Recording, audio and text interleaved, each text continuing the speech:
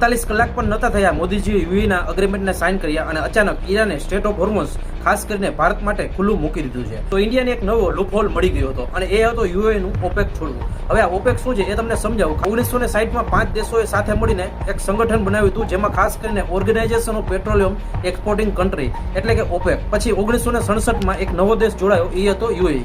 હવે આ સંગઠનનો ખાસ કરીને મુખ્ય ઉદ્દેશ્ય શું હતો? ખાસ કરીને દુનિયામાં જે પણ તેલ નીકળે છે એ પોતાની મરજી પ્રમાણે અને લિમિટમાં કાઢશે, જેથી ઓઇલ સપ્લાય અને ઓઇલના ભાવ ઉપર કંટ્રોલ રાખી શકાય, એટલે કે ઓઇલના રેટ્સ અને તેના હિસાબે મેન્યુપ્યુલેટ કરી શકાય. જ્યારે મિડલ ઈસ્ટમાં યુદ્ધ શરૂ થયું ત્યારે ઈરાને યુએની ઘણી ઓઇલ રિફાઇનરી ઉપર હુમલો કર્યો અને ઈરાન પોતે પણ ઓપેકનો સભ્ય હતો. આથી નારાજ થઈને બીજા પણ ઘણા કારણોને કારણે યુએએ ઓપેકમાંથી બહાર નીકળવાનો નિર્ણય લીધો. યુએએ કહ્યું કે હવે હું મારા હિસાબે તેલ કાઢીશ અને મારા હિસાબે વેચીશ, મારી પોતાની મરજી રહેશે. હવે ભારત અને યુએના સંબંધો તો પહેલાથી જ ખૂબ સારા હતા. વર્ષ 2022માં ભારતે યુએ વચ્ચે સીઈપીએ અગ્રીમેન્ટ સાઇન થયો હતો. કહેવાય છે કે માત્ર 2 કલાકની મિટિંગમાં મોદીજીએ યુએને કહ્યું કે તમારું જે પણ તેલ નીકળે છે એ અમને આપી દો, તેલની ચિંતા છોડો, અને ખાસ કરીને ભારત તેને ખરીદશે. પણ સૌથી મોટો ટ્વિસ્ટ અહીંયા પર એવો હતો કે ભારતે કહ્યું કે અમે પેમેન્ટ ડોલરમાં નહીં કરીએ. તો પછી ખાસ કરીને કઈ કરન્સીમાં કરશે? તો ભારતે કહ્યું કે પેમેન્ટ રૂપિયા અને દિરામમાં અમે કરશું. આ વાત યુએને પણ ગમી, એમ કે આંતરરાષ્ટ્રીય વેપારમાં દિરામ થશે તો ખાસ કરીને દિરામની ગ્લોબલ વેલ્યુ પણ વધશે. ત્યારબાદ યુએએ પણ ભારતને ઓફર આપી કે અમે તમારી સાથે મોટો ટ્રેડ એગ્રીમેન્ટ સાઇન કરવા માંગીએ છીએ.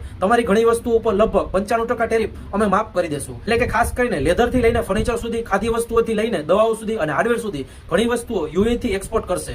ભારતે પણ એક ખૂબ મહત્વની વાત કરી. ભારતે કહ્યું કે જરૂર પડશે ત્યારે અમે તમને સુરક્ષા પણ આપશું. ભારતે યુએને કહ્યું કે તમારા મહત્વના પોર્ટ્સ અને ખાસ કરીને મહત્વની જગ્યાઓ જ્યારે જરૂર પડશે ત્યારે ભારત તેને સુરક્ષા આપશે. હવે યુએ ભારતની અંદર લગભગ $5 બિલિયન રોકાણ કરવા જઈ રહ્યું છે. અને અહીં વાત આવે આરબીએલ બેંકની. આરબીએલ બેંક એક એવી બેંકની વ્યવસ્થા છે જે ખાસ કરીને આરબીઆઈ અને યુએના સેન્ટ્રલ બેંકને મળીને બનાવી છે, જેથી ખાસ કરીને ભારત અને યુએ વચ્ચેનો વેપાર રૂપિયા અને દિરહમમાં થઈ શકે. ખાસ ભારત જે કમાણી કરશે એમાંથી પ્રોડક્ટ બનાવશે, ખાદ્ય વસ્તુ બનાવશે અને યુએમાં એક્સપોર્ટ પણ કરશે. અને કહેવાય છે કે આ જ કારણ હતું જ્યારે મોદીજીએ યુએમાંથી પાછા ફરી રહ્યા હતા ત્યારે યુએના F-16 ફાઇટર જેટે તેમને વિમાનની સુરક્ષા આપી હતી. આવા જ મહત્વના વિડીયો જોવા માટે આજે ડિજિટલ ન્યૂઝને ફોલો કરી લેજો.